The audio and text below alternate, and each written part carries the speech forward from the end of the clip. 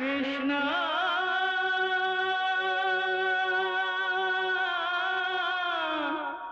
कृष्णा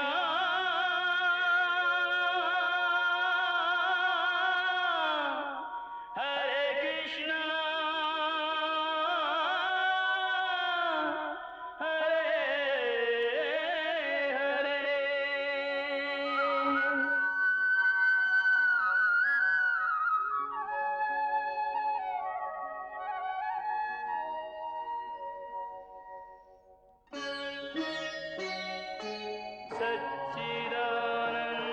सच्चिदानन्दरूपाय विश्वोत्पत्त्यादिहेतवे तापत्रयविनाशाय श्रीकृष्णाय वयं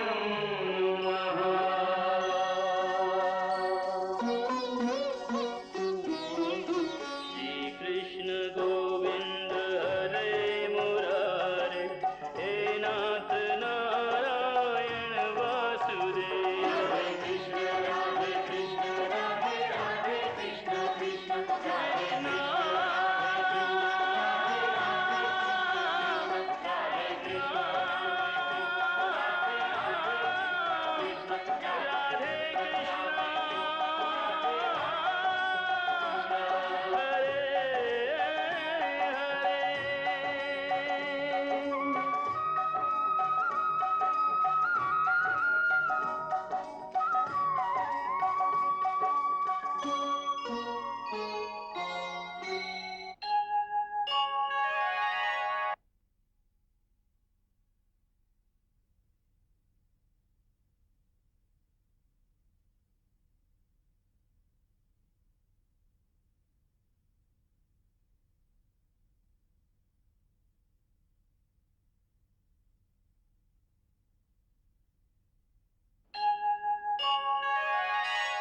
युवराज कंस की देव की वसुदेव की युवराज कंस की देव की वसुदेव की युवराज कंस की युवराज कंस की देव की वसुदेव की युवराज कंस की देव की वसुदेव की। आनंद में फूला फिरे होनी ते अनजान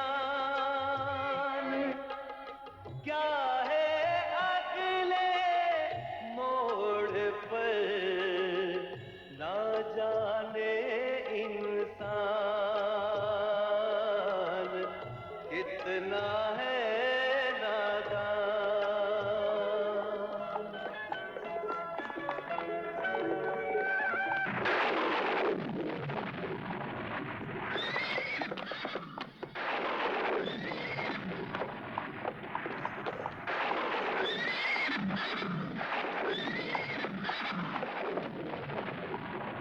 हे मूर्ख कंस, हे मूर्ख कंस, हे मूर्ख कंस, कौन है हमें इस प्रकार संबोधन करने वाला? कौन है जिसे अपने प्राणों का मोह नहीं रहा? सामने आ जाए। हे परम मूर्ख कंस, ये क्रोध करने का समय नहीं। तू अपने भाग्य में अपने हाथों आग लगाने जा रहा है।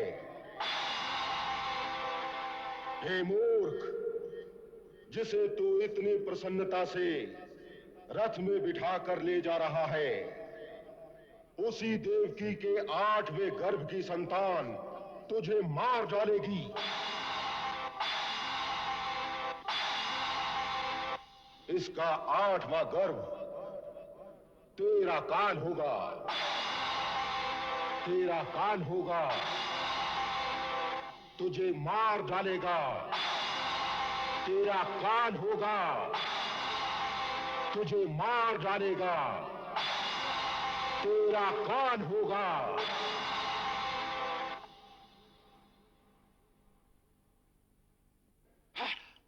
मेरा काल मुझे मार डालेगा?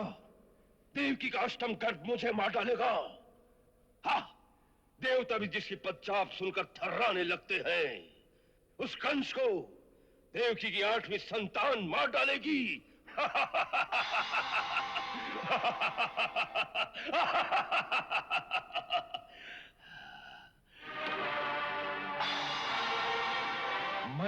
अपने मृत्यु के मूल कारण को ही ध्वस्त कर दूंगा। ना रहेगी देवकी, ना होगी उसकी 8वीं संतान।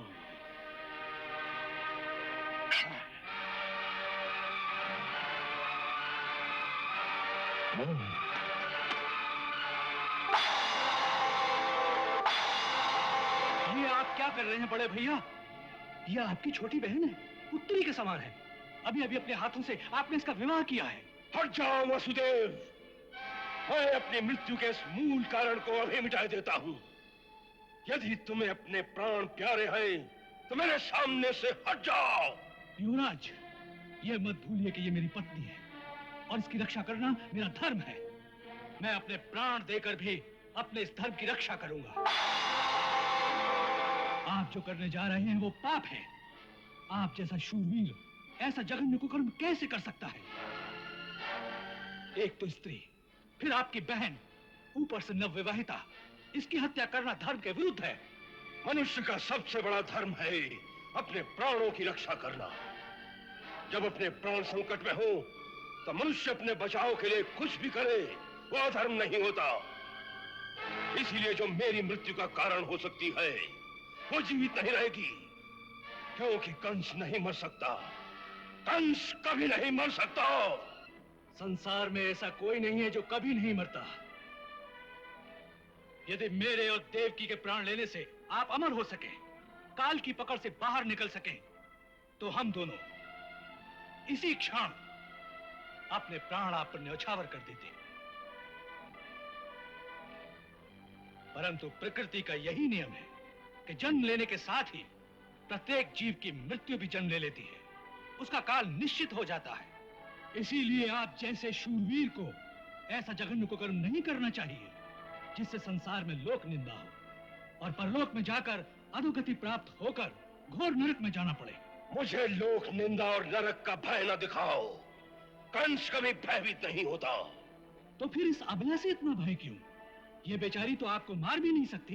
परंतु इसकी संतान, सुनी नहीं तुमने आकाशवाणी? ठीक है, देवकी से कोई आपको भय नहीं। भय है तो केवल इसकी संतान से, जैसा कि आकाशवाणी ने कहा। तो मैं आपको वचन देता हूं, देवकी को छोड़ दीजिए। मैं महाराज शूरसेन का पुत्र वसुदेव प्रतिज्ञा करता हूं कि देवकी की प्रत्येक संतान को जन्म लेते ही मैं स्वयं अपने हाथों से लाकर आपको सौंप दूंगा। फिर आप चाहें तो इसका नाश कर सकते हैं, मुझे कोई आपत्ति नहीं होगी। मुझे धोखा देकर मथुरा से भाग जाना चाहते हो? नहीं युवराज, मैं ये भी वचन देता हूं कि जब तक 8 संतानों का जन्म नहीं हो जाता, हम दोनों मथुरा छोड़कर नहीं जाएंगे।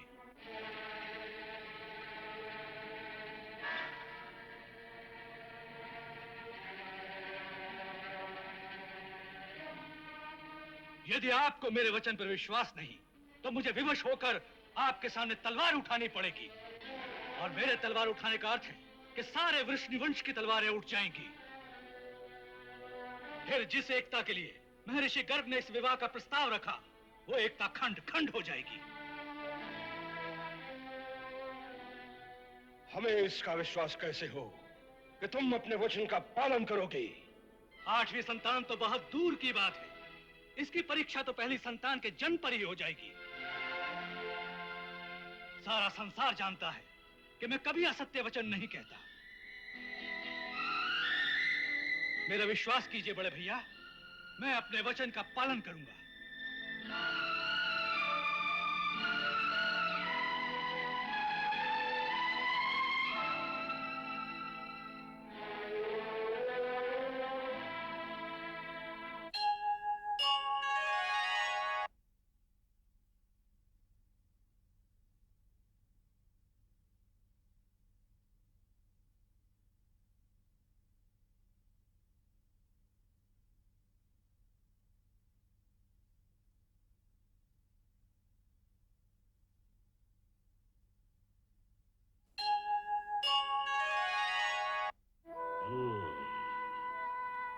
कुमार वसुदेव, यदि तुमने हमारे साथ विश्वासघात किया तो हम तुम्हारे समेत सारे वृषनिवंश का मूल नाश कर देंगे।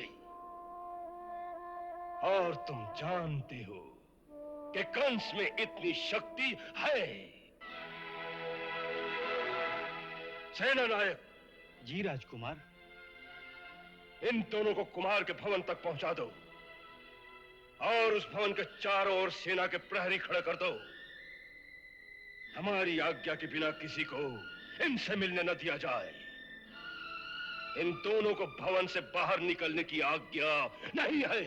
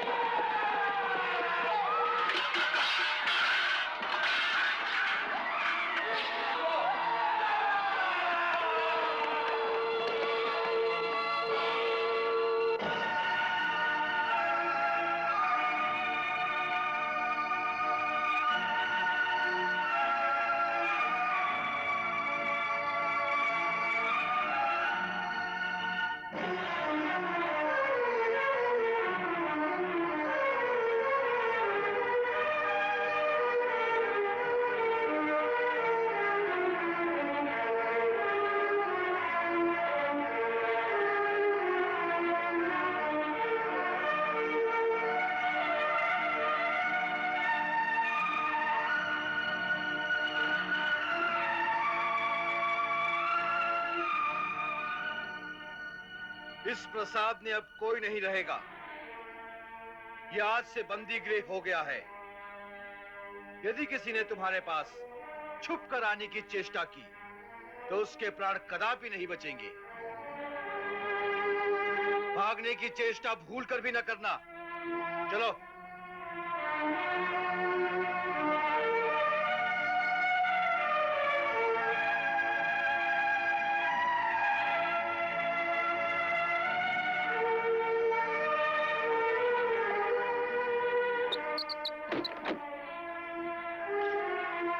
युवराज कंस की आज्ञा के बिना किसी को भी अंदर न जाने दिया जाए।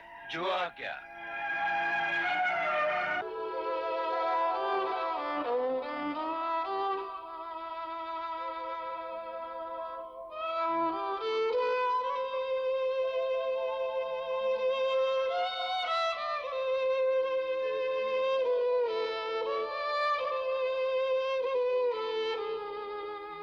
देवी, ये महल आपके स्वागत के लिए सजाया गया था। आप भी क्या याद रखेंगे कि ससुराल में कितना भव्य स्वागत हुआ। अपने घर में आने पर स्त्री को स्वागत से अधिक सुरक्षा की आवश्यकता होती है।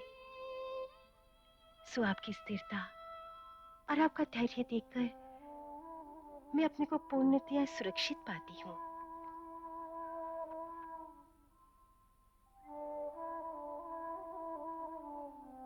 आपके साहस, धैर्य और बुद्धि ने आज मेरे प्राणों की रक्षा की है।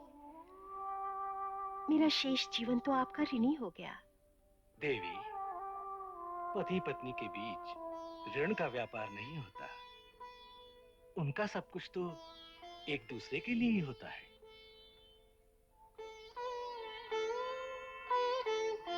आप सचमुच महान हैं। ये झूठ है। हमें विश्वास नहीं होता कि कंस ऐसा नीच कर्म करने की सोच सकता है। अपने हाथों अपनी छोटी बहन का वध करेगा? नहीं, वो तो उसे सबसे अधिक प्रेम करता है। महामंत्री, आपकी सूचना सत्य नहीं हो सकती। क्षमा करें महाराज, ये सारा कांड अंगरक्षक सैनिकों के सामने हुआ है, कोई एकांत में नहीं हुआ। इसलिए ये सूचना मिथ्या नहीं हो सकती। ठीक है, हमने उसे बुलवा भेजा है, अभी पता चल जाएगा।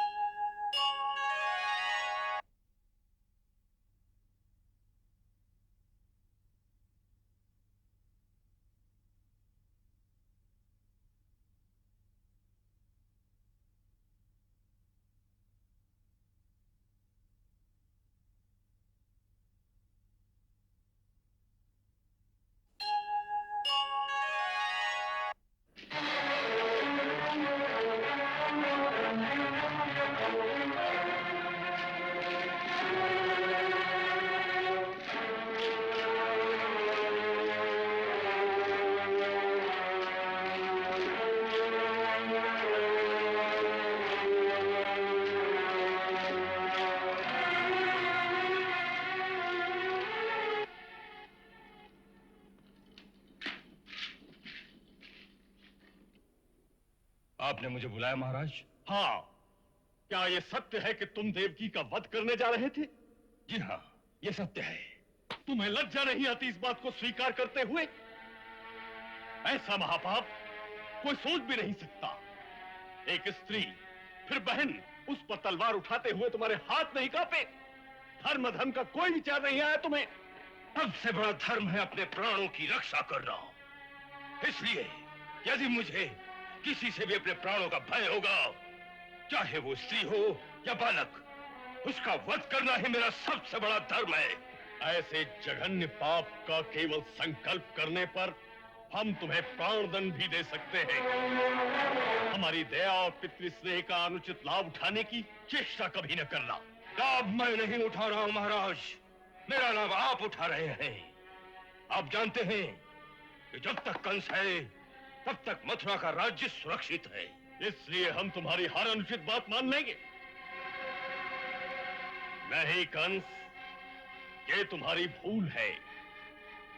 हम राज्य को सुरक्षित रखना चाहते हैं, परंतु धर्म के राज्य को, पाप के राज्य को नहीं। जो शक्तिशाली होता है वो जो करता है वही धर्म होता है। इसलिए धर्म का राज्य क्या है और पाप का राज्य क्या है, इसका निर्णय वही करेगा जिसके पास शक्ति होगी। और इस समय शक्ति किसके पास है ये आप जानते हैं। हाँ, जानते हैं। शक्ति सदा राजा के ही पास होती है। तुम सेनापति अवश्य हो, परंतु मथुरा की सेना राजभक्त है, राजद्रोही नहीं। इसी शक्ति के भरोसे पर हम आज्ञा देते हैं कि देवकी और वसुदेव के महल के चारों ओर जो तुमने पहरा बिठा दिया है वो आज ही हटा दिया जाए। हम और कुछ तर्क सुनना नहीं चाहते।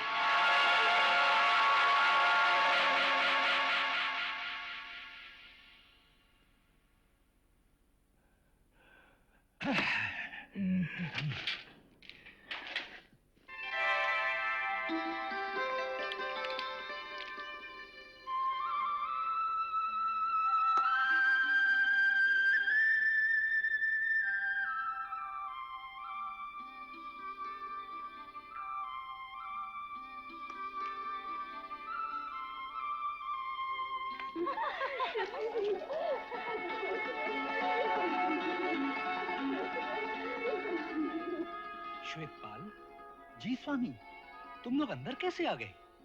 सैनिकों ने तुम्हें रोका नहीं? स्वामी, महाराज उग्रसेन ने कड़ी आज्ञा दी है कि आपके भवन से तुरंत सैनिकों को हटा लिया जाए और आपको स्वतंत्र कर दिया जाए।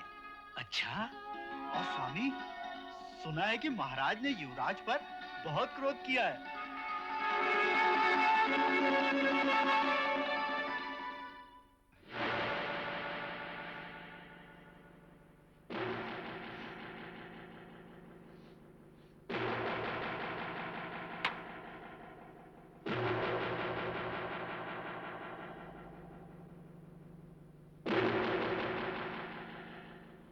सबके सामने हमारे सेनापति का ऐसा अपमान, महाराज की इतनी हिम्मत क्या अक्रूर और सत्यक आदि के बलबूते पर हो गई है? इन सब विष्णुवंशियों को बंदी बना लेना चाहिए। नहीं, ऐसा करना बहुत बड़ी भूल होगी। पहली बात तो ये याद रखनी चाहिए कि महाराज ने जो कहा था कि मथुरा की सेना राजभक्त है, और वो सत्य है। युवराज के निजी अंगरक्षकों के दस्ते के अलावा बाकी सेना महाराज के विरुद्ध कभी हमारा साथ नहीं देगी। तो फिर क्या हम सब चुपचाप अपमान सहते रहेंगे? हाँ हाँ युवराज, इस समय यही उचित है कि हम चुप रहें। इस बीच युवराज को कोई ऐसी युक्ति करनी चाहिए कि किसी दूसरे राज्य की सेना को किसी भी प्रकार से मथुरा ले आए। किसकी सेना? आपके दो मित्र हैं, महाराज बाणासुर और महाराज भौमासुर। वो किस समय काम में आएंगे? उनके राज्य की सीमा हमारे राज्य की सीमा से मिलती है। अब ये समय है उनसे सहायता मांगने का। चाणूर, तुम ठीक कह रहे हो। तुम्हारी बात विचारणीय है। हम कुछ ही दिनों में शिकार खेलने के बहाने मथुरा से कुछ दिनों के लिए बाहर चले जाएंगे और गुप्त रीति से बाणासुर और भौमासुर से मिलकर कोई योजना बनाएंगे।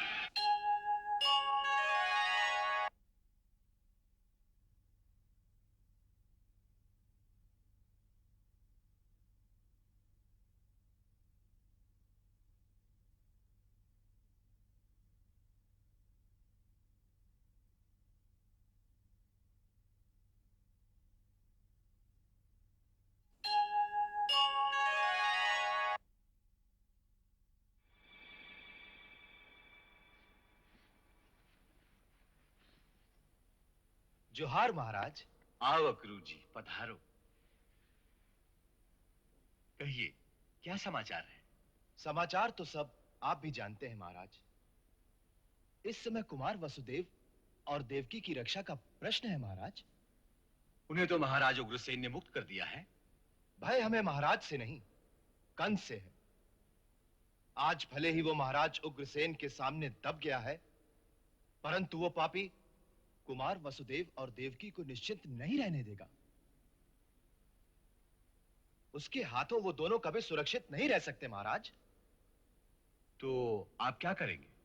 कि इससे पहले कंस कोई और चाल चले, हमें कुमार वसुदेव और देवकी को इसी समय मथुरा से निकालकर किसी सुरक्षित स्थान पर पहुंचा देना चाहिए। महाराज, अक्रूर जी का ये प्रस्ताव उचित है, इसे स्वीकार कर लीजिए।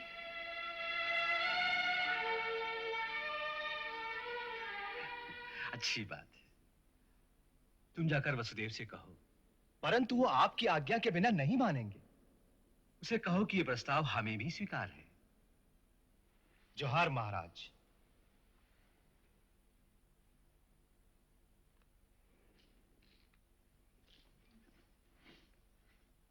आप समझने की कोशिश कीजिए कुमार। आपका यहां से निकलकर किसी सुरक्षित स्थान पर जाना आवश्यक है, तभी तो भविष्यवाणी सत्य हो सकेगी। आप भविष्यवाणी को सत्य मानते हैं? अवश्य। तो फिर जिन्होंने भविष्यवाणी की है उसकी सत्ता को नहीं मानते? अर्थात? अर्थात क्या? यदि यह निश्चित है कि हमारी 8वीं संतान कंस का विनाश करेगी, तो फिर यह भी निश्चित है कि हमारी 8 संतानें होंगी। अवश्य। फिर तो यह भी निश्चित हो गया कि हम जहां भी रहें, जैसी भी दशा में रहें, हम जीवित रहेंगे। फिर हमारी सुरक्षा के लिए इतनी भागदौड़ क्यों? परंतु कुमार। अक्रूर जी, भगवान ने किसी मानव के हाथ में किसी दूसरे के जीवन और मृत्यु का अधिकार नहीं दिया। हाँ, यदि काल ने हमें मारना है तो हम मथुरा छोड़कर जहां भी जाएं, काल हमें वहीं आकर मार देगा। और यदि काल ने हमें नहीं मारना है तो कंस मथुरा में भी हमारा कुछ नहीं बिगाड़ सकता। इसलिए मथुरा छोड़कर जाना मुझे उचित नहीं लगता। आप भाग्यवाद की बात कर रहे हैं, परंतु भाग्य भी तो मनुष्य के पुरुषार्थ से ही बनता है, और पुरुषार्थ करना मनुष्य का धर्म है। जो अपने धर्म का पालन नहीं करता, धर्म उसकी रक्षा नहीं करता। इसलिए आप अपने धर्म का पालन कीजिए। मैं अपने धर्म का ही पालन कर रहा हूं, और इस समय मेरा धर्म यही है कि मैं मथुरा में रहूं। क्यों? क्योंकि मैंने युवराज कंस को वचन दिया है कि मैं और देवकी मथुरा छोड़कर नहीं जाएंगे। अपने इसी वचन को धरोहर रखकर मैंने युवराज कंस से देवकी के प्राण उधार मांगे हैं। इसलिए मेरा धर्म यही है कि मैं मथुरा में ही रहूं। क्या कुमार वसुदेव ने ऐसा कहा?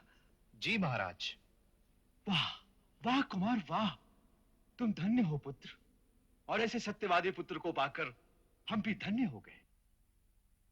वो कोई पिछले जन्म का ऋषि है, ऐसा सत्यवादी, सत्य का ऐसा साधक, सत्य का ऐसा पुजारी। तभी तो भगवान उसके घर में जन्म ले रहे हैं।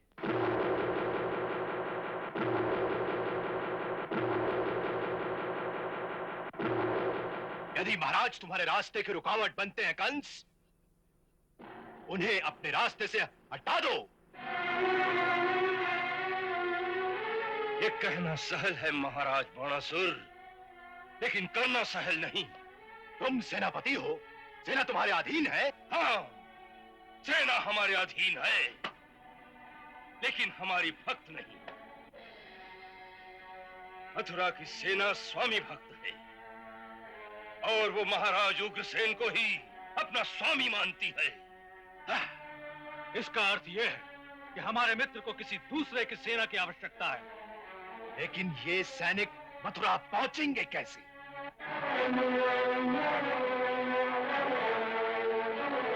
इसके लिए एक तरीका यह है कि हमारे सैनिक वेश बदलकर छोटी छोटी टुकड़ियों में मथुरा पहुंच जाएं और तुम्हारे उस महल के तहखाने में इकट्ठे हो जाएं।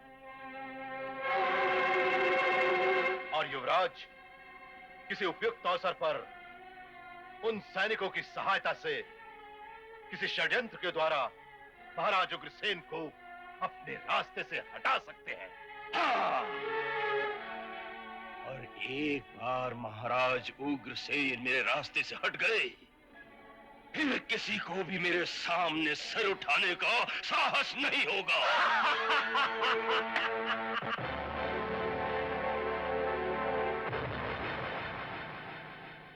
कंस एक काला नाग है। जैसे नाग अपना बदला लेना नहीं भूलता, उसी प्रकार कंस भी अपने इस अपमान का बदला लिए बिना नहीं छोड़े। इसीलिए यह आवश्यक है कि हम कंस की हर चाल पर नजर रखें। मेरे गुप्तचरों ने सूचना दी है कि इस समय कंस महाराज बाणासुर की राजधानी में है, जहां उसके कुछ मित्र राजा इकट्ठा होकर मंत्रणा कर रहे हैं। क्या इसका अर्थ यह है कि सब मिलकर मथुरा पे चढ़ाई कर देंगे? नहीं, इतनी जल्दी नहीं, क्योंकि वो हमारी सेना की शक्ति को अच्छी तरह से जानते हैं। वो ऐसी मूर्खता कभी नहीं करेंगे। फिर मुझे डर है कि खुल्लम खुल्ला युद्ध करने की जगह वो लोग कोई षड्यंत्र रचेंगे।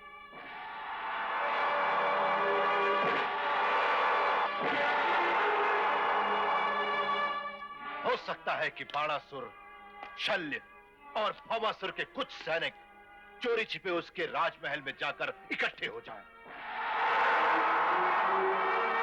अवश्य हो सकता है। इसलिए सबसे पहला काम यह करो कि मथुरा में प्रवेश करने के सभी द्वारों पर तुम लोग वेश बदल कर बैठ जाओ, और जो कोई भी बाहर से आए उस पर कड़ी नजर रखो कि वो क्या करता है, कहां जाता है, देखते रहो। और याद रखो, यदि इसमें चूक गए तो अवसर पाकर वो काला नाग अवश्य महाराज उग्रसेन को डस लेगा।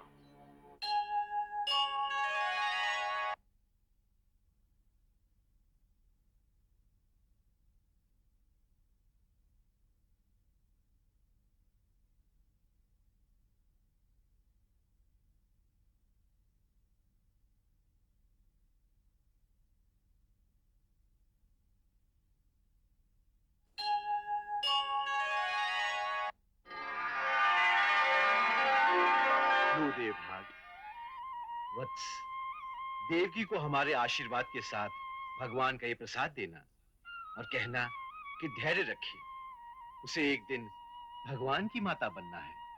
सुना तुमने? जब माता श्री और पिताश्री को ज्ञात हुआ कि तुमने गर्भ धारण किया है, तो उन्होंने ज्येष्ठ भ्राता श्री के हाथों भगवान का प्रसाद भेजा है, और साथ में ये भी कहलवा भेजा है कि देवकी से कहना कि वो यातनाओं से विचलित न हो, उसे भगवान की मां बनना है। वो धैर्य रखकर अपने पति का साथ दे। पत्नी को पति का साथ देना ही चाहिए, परंतु महाराज से पूछिए कि माता के हृदय को क्या करूं। मैं जानती हूँ कि ये अपने सत्यव्रत होने के कारण मेरी संतान होते ही उसे भैया के पास ले जाएंगे। सत्य कहूं जयश्री, माता होने के नाते मेरा जी चाहता है कि इस प्रसव को जन्म ही न दूं। मेरी कोख में सुख से तो रहेगा। ना देवकी ना, ऐसा मत सोचना, ऐसा मत सोचना। यदि तुम पहली संतान को ही जन्म नहीं दोगी, तो तुम्हारे अष्टम गर्भ में तारनहर कैसे अवतार लेंगे? ये धरती पहले ही कंस, जरासंध और भामासुर जैसे राक्षसों के अत्याचार से त्राही त्राही कर रही है। समस्त देवतागण तुम्हारी तरफ आशागत की दृष्टि से देख रहे हैं कि कब वो समय आएगा जब भगवान तुम्हें अपनी माता होने का सौभाग्य प्रदान करेंगे। अतएव अपने अष्टम बालक पर ही दृष्टि रखो और बाकी 7 की कोई चिंता न करो। यही अंतर है पुरुष और स्त्री में। अगर आप में माँ का हृदय होता तो आपको पता चलता कि माँ की ममता सारी संतानों के लिए एक जैसी होती है, चाहे उनमें एक भगवान हो और दूसरा सामान्य मूर्ख बालक। माँ की ममता पर सबका एक सा अधिकार है।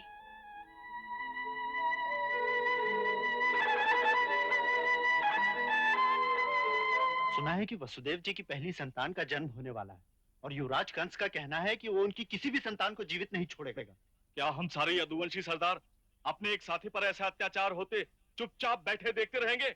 नहीं, हमें चुपचाप नहीं रहना है। फिर भी इस बात को नहीं भूलना है कि इस समय कंस की शक्ति बहुत बड़ी हुई। उधर भामासुर और बाणासुर जैसे दैत्यों की मित्रता से उसका साहस चौगुना हो चुका है। उसका खुले बंदी प्रतिवाद करना संभव नहीं। तो फिर बेहतर है कि चूड़ियां पहनकर बैठा जाए। आज ये अत्याचार वसुदेव जी पर हुआ है, कल वो आप पर, हम पर, किसी पर भी हो सकता है। और मुझे तो ऐसा ही लगता है कि वो एक एक करके हम सबकी दशा भी राजकुमार वसुदेव जैसी कर देगा।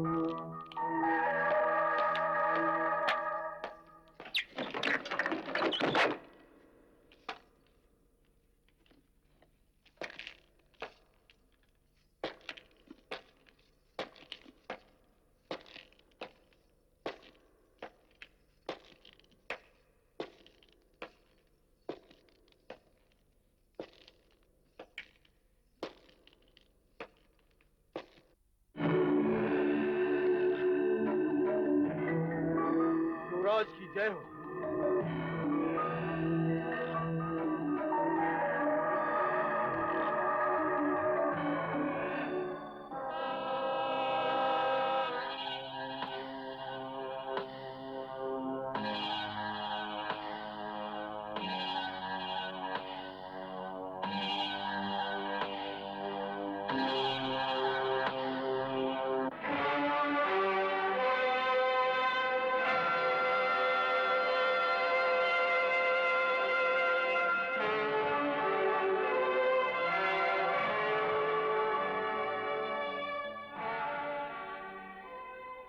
क्या कारण है कि इतने महीनों में केवल इतने सैनिक ही इकट्ठे हुए? युवराज, ऐसा लगता है कि मथुरा के यदुवंशी सरदारों को इस बात का संदेह हो गया है कि भेष बदलकर आपकी सहायता के लिए कुछ लोग बाहर से आ रहे हैं। इसलिए उन्होंने नगर में प्रवेश करने के हर द्वार पर कड़ा पहरा लगा दिया है। हर नया आदमी जो नगर में आता है, गुप्तचर उसके पीछे लग जाते हैं कि कौन कहां जा रहा है। इसलिए हमारे सैनिकों को कई कई दिन लग जाते हैं इन गुप्तचरों की नजर बचाकर यहां तक पहुंचने में।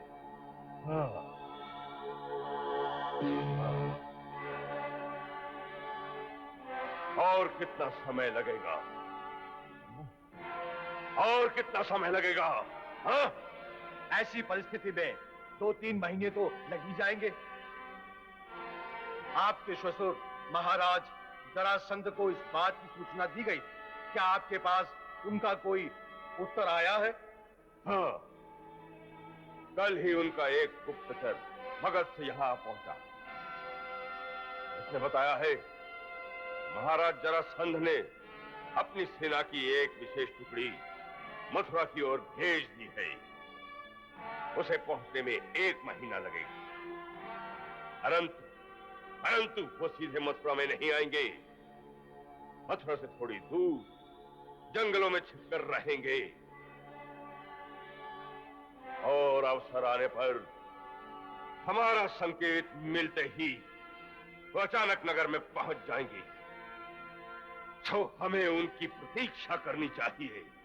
अवश्य, उतनी देर में हमारे भी सैनिक एकत्रित हो जाएंगे। सबको एकत्रित हो जाने दो ताकि हम अपना कदम उसी वक्त बढ़ाएं जब सफलता निश्चित हो।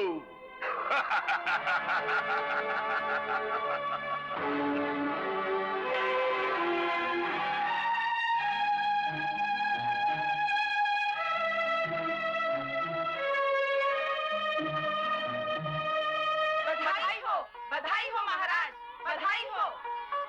देवी देवकी जी ने एक पुत्र को जन्म दिया है।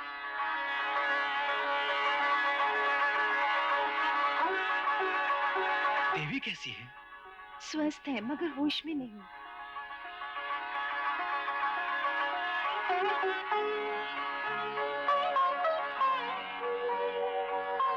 मैं महाराज शूरसेन का पुत्र वसुदेव प्रतिज्ञा करता हूँ, देवकी के प्रत्येक संतान को जन्म लेते ही मैं स्वयं अपने हाथों से लाकर आपको सौंप दूंगा।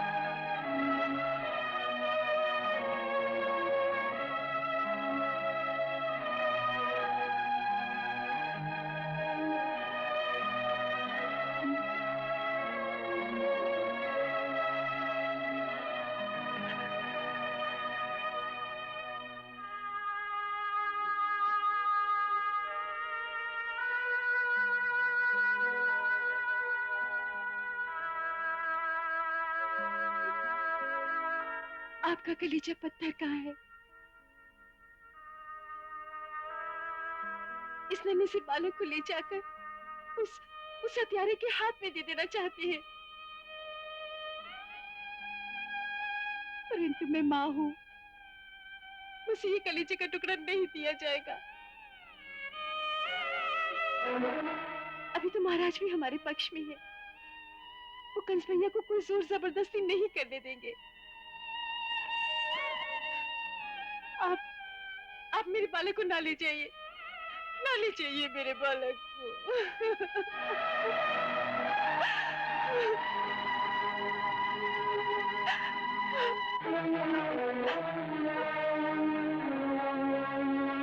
देवकी, वचन देकर उससे फिर जाने वाले मनुष्य की संसार में कोई शोभा नहीं होती। अपनी शोभा प्यारी है, अपना अपना पुत्र नहीं। नहीं देवकी, मुझे अपनी शोभा की चिंता नहीं है।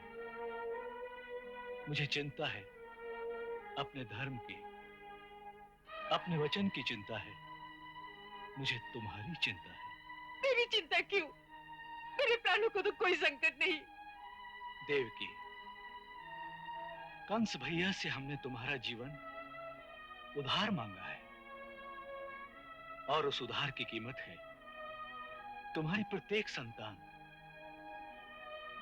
यदि हम अपने धर्म की रक्षा नहीं करेंगे तो हम सुरक्षित नहीं रहेंगे, क्योंकि मनुष्य की सच्ची रक्षा उसका धर्म ही करता है।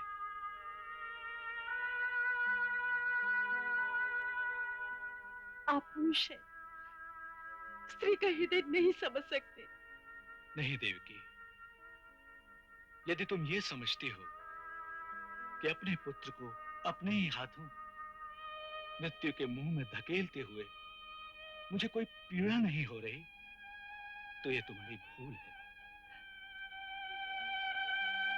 परंतु धर्म का मोल जीवन और मृत्यु से कहीं अधिक होता है, ये तुम्हें नहीं भूलना चाहिए।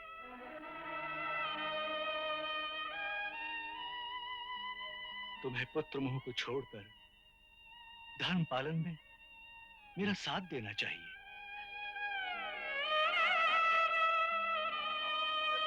नहीं, नहीं, नहीं।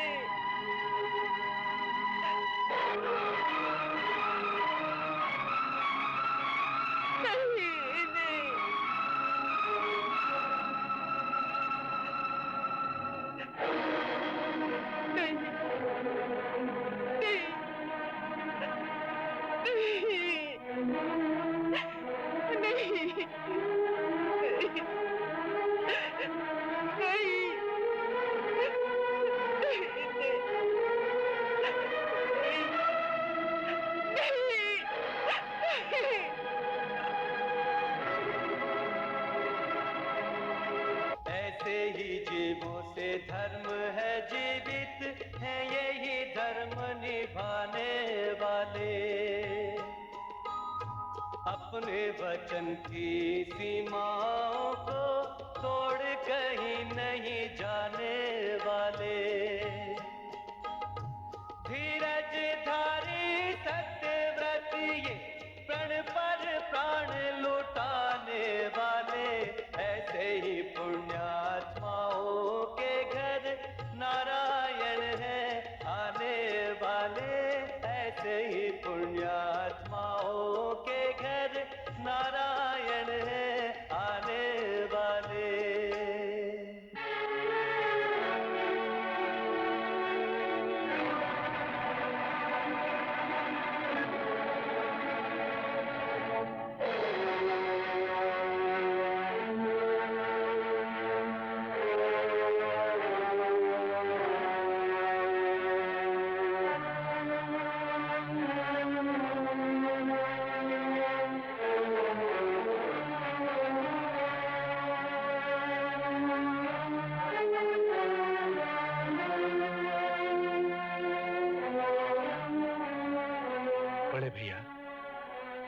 मैंने आपको वचन दिया था कि देवकी की प्रत्येक संतान को मैं आपके हवाले कर दूंगा। सो ये देवकी का प्रथम पुत्र है।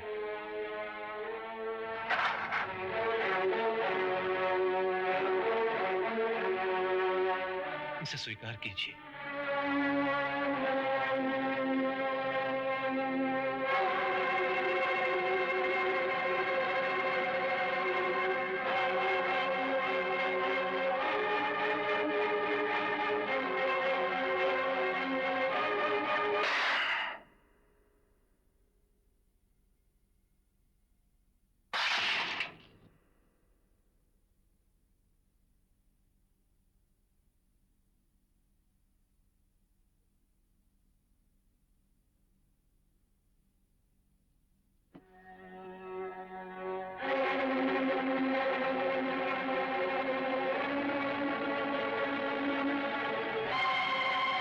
इसका नामकरण किया? जी। क्या नाम रखा है इसका? कीर्तिमान। कीर्तिमान?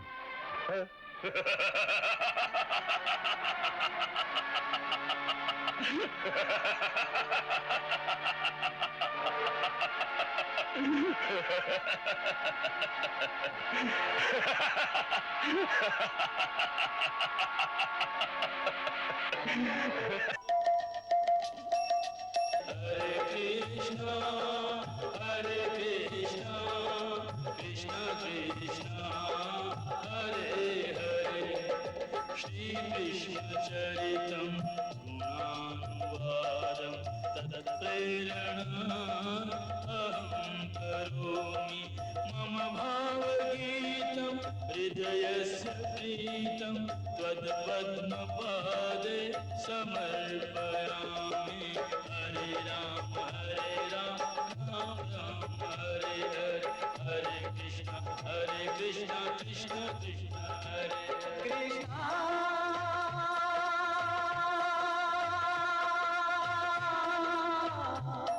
Krishna